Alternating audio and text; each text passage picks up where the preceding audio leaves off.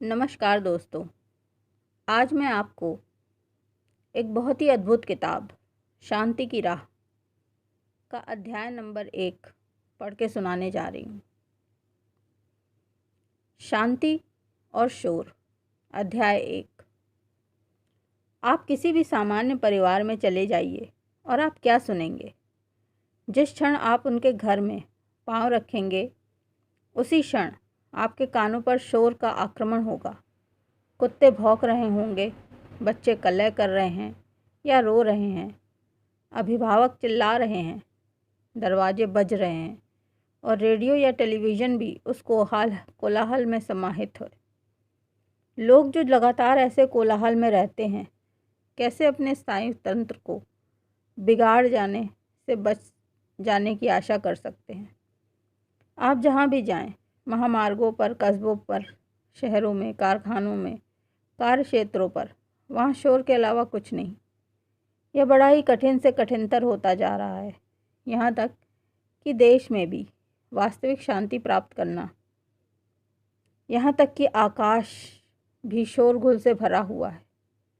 कोई इस आश्चर्य में सहायता नहीं कर सकता कि पृथ्वी पर ऐसा कोई स्थान नहीं है जहाँ हम अभी शांति प्राप्त कर सकते हैं। इसलिए ही तो मैं आपसे यह कहता हूँ कि जब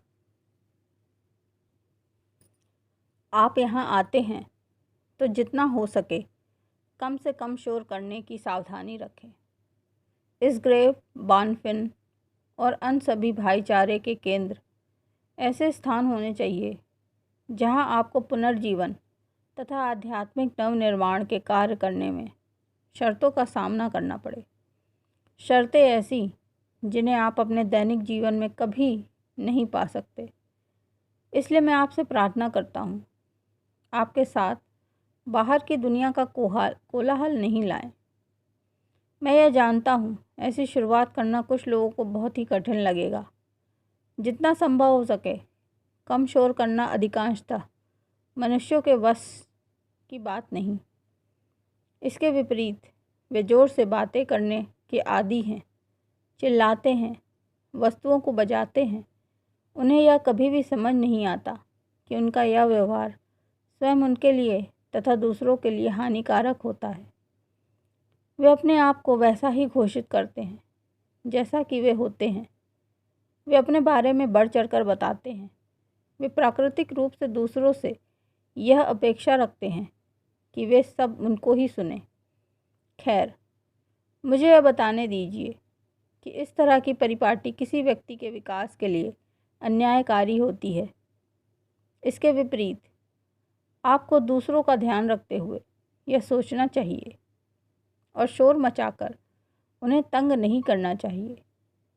इस प्रकार से दूसरों का ध्यान रखने से आप भी सावधानी रखने के उच्च स्तर पर पहुंचेंगे एवं जो आप में बहुत सी गुणवत्ता विकसित करने में सहायक होगी, जैसे कि संवेदनशीलता, दयालुता, उदारता और अनुरूपता। इससे अच्छा और क्या हो सकता है कि आप अपने इस व्यवहार से सबसे पहले ही लाभान्वित होंगे। आपको जीवन के सभी आयाम और व्यवहारों के बीच तालमेल को बिठाना सीखना चाहिए। व्यक्तिगत रूप से मुझे शांति की आवश्यकता है।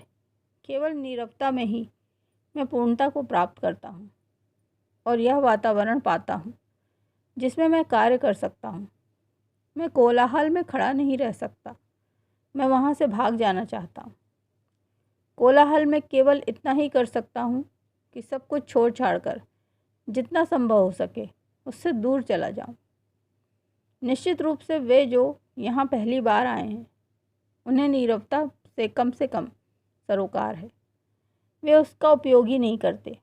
मैंने स्वयं के भीतर क्या संजोया है। हर कोई सोचेगा कि हम वैराग्य में हैं। क्यों वैराग्य? कि नीरवता केवल वैराग्य को ही नहीं कहते। किसी भी संवेदनशील मनुष्य के लिए नीरवता में प्रकृति होती है, साधुवाद होता है और प्राथमिकता होती है। बहुत अधिक विकसित को ही अधिक शांति की आवश्यकता होती है। यदि आप शोर मचाते हैं तो इसलिए यह कोई अच्छा संकेत नहीं, बहुत से लोगों का ध्यान खींचने के लिए शोरगुल मचाते हैं। वे अपना पूरा जोर लगाकर बातें करते हैं, कर्कश हंसी हंसते हैं और सभाओं में लेट आकर अन्य सभी को परेशान करते हैं और लगातार अपनी कुर्सी को हिलाते डुलाते रहते हैं, अथवा बड़ी ही चालाकी से अपनी कलम गिराते हैं, केवल इसलिए कि वे अपने लिए लोगों का ध्यान खींच सकें।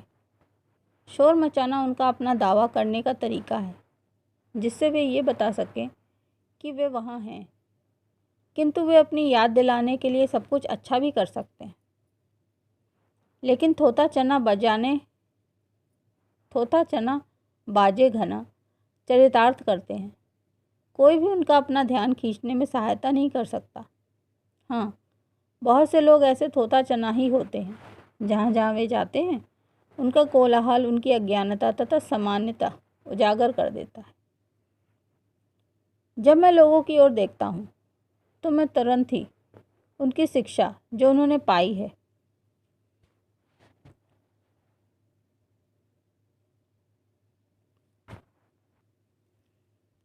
उसकी ओर देखता हूँ, साथ ही साथ उनका चरित्र और स्वभाव तथा विकास का वह अंश जहाँ तक वे पहुँचे हैं, उनका व्यवहार, यह सब कुछ प्रदर्शित कर देता है। वे सब कुछ अपने व्यवहार तथा बोलने के तरीके से उजागर कर देते हैं। कुछ लोग इसलिए अधिक बोलते हैं कि कुछ छुपा लिया जाए, जैसा कि उन्हें भय रहता है कि चुप्पी कहीं कोई वह रहस्य न उजागर कर दे जिसे वे छुपाना चाहते हैं। आप बहुत से लोगों से मिले होंगे जो मिलते ही दूसरों को घटना के बारे में अपनी छाप छोड़ने के लिए सबसे पहले बोलना शुरू कर देते हैं। आप कहेंगे, किंतु लोग परिचित होने के लिए बात करते हैं। यह सही है, किंतु यदि आप वास्तव में किसी को जानना चाहते हैं तो प्रायः नीरवता में शब्दों से अधिक वक्तृत्व की कला होती है। हाँ, किसी के साथ कुछ क्षण मौन रहकर ही आप उसे बहुत अच्छे तरीके से जान सकते हैं, बजाय उसके साथ घंटों निरर्थक बातें कर बिताने में। शोरगुल मनुष्य को मानसिक रूप से निम्न क्षेत्र में जकड़ कर रखता है।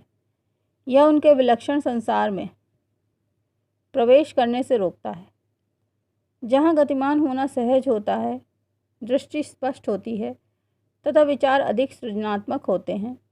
निश्चित रूप से शोरगुल जीवन की एक अभिव्यक्ति तो है, किंतु जीवन के उच्च स्तर की नहीं।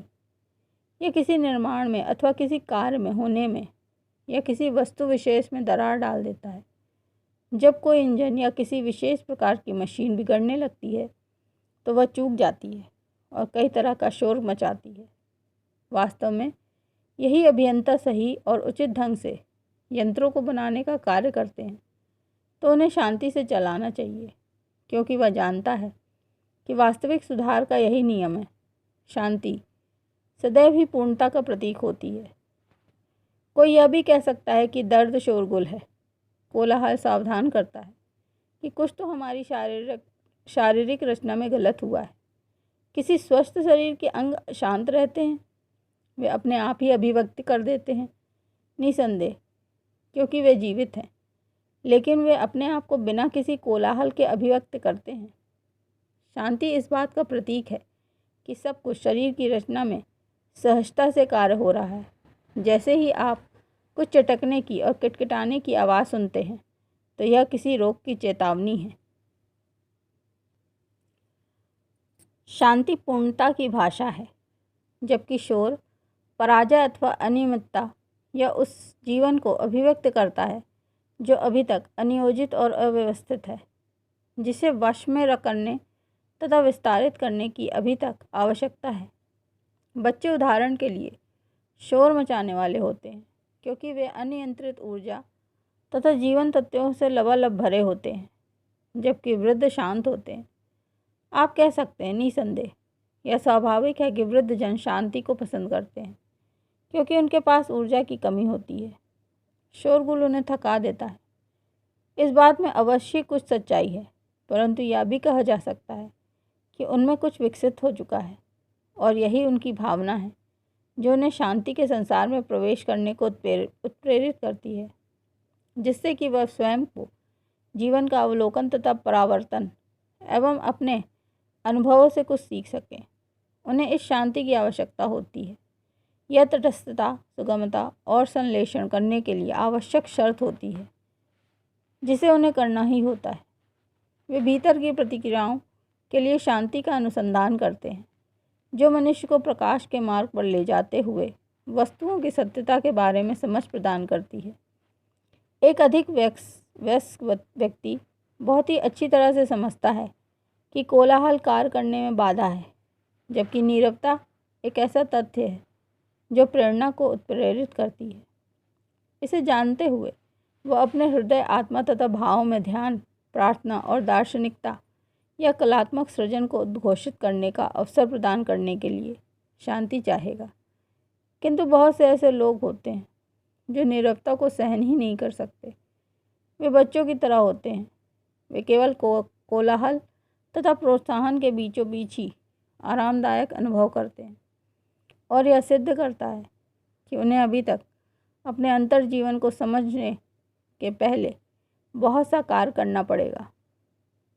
यहाँ तक कि प्रकृति की नीरवता भी उन्हें विचलित कर देती है।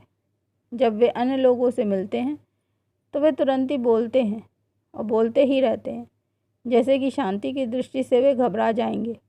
वे अनुभव करते हैं कि यह रिक्तता है जिसे उन्हें अपने शब्दों तथा भावों से भरने की शीघ्रता करनी चाहिए। वास्तव में यह बहुत ही स्वाभाविक है। भौतिक शांति उन्हें आतंकित करती है, क्योंकि यह उनके भीतर की अव्यवस्था तथा कलह के बारे में सावधान करती है। व्यस्तता में नीरवता लोगों को पागल बना देती है। जब उनकी संवेदनाएं बाहर की वस्तुओं से निर्जीव या विपेक्षित नहीं हो जाती, वे बहुत समय तक अपने भीतर के दानव से भाग नहीं सकते। नीरवता शांति, अनुरूपता एवं पूर्णता की अभिव्यक्ति है। जो कोई भी नीरवता को प्रेम करना आरंभ करता है, वह समझने लगता है कि शांति उसे मानसिक तथा आध्यात्मिक गतिविधियों के लिए सहायक परिस्थितियां प्रदान करती हैं। धीरे धीरे वह उन सबको प्राप्त करता है जो उसने किया है। बहुत बड़े आडंबर करने तथा हर समय कुछ करने से या बातें करने, कार्य करने और उसके लिए चलने से परेशान होने के बजाय वह अधिक सज्जनता और अधिक सावधानी से कार्य करने लगता है। उसकी चेष्टाएं कोमलता तथा अधिक सावधानी पूर्वक होती हैं। वह जो कुछ भी करता है उसमें गुणवत्ता का समावेश होता है, और उसका कार्य किसी बाहरी दुनिया जैसे काव्य की, संगीत की, नृत्य की तथा प्रेरणाओं की दुनिया से किया हुआ आभासित होता है। ब्रह्मांडीय श्वेत भाईचारे के अध्ययन के शिष्य की तरह ही आपको भी समझ लेना चाहिए कि कुछ विशेष नियम होते हैं जिन्हें आपको जानना तथा उनका आदर करना ही चाहिए, और कुछ विशेष गुणवत्ताएं जिनको उन्नत करना ही चाहिए। यदि वास्तव में आप भाईचारे जैसे जीवन जीना, सक्रिय प्रकाशयुक्त सदस्य बनने को अपने आप में उद्घोषित करना चाहते हैं, और इनमें से एक नियम, इनमें से एक गुणवत्ता शांति, आपको नीरवता को प्रेम करना सीखना ही चाहिए, तथा आपको नीरवता को प्राप्त करना भी सीखना चाहिए। अन्यथा यहाँ तक कि आप भौतिक रूप से यहाँ हैं, किंतु आपकी आत्मा और भावना सदा ही कहीं अन्यत्र ही रहेगी। नमस्कार।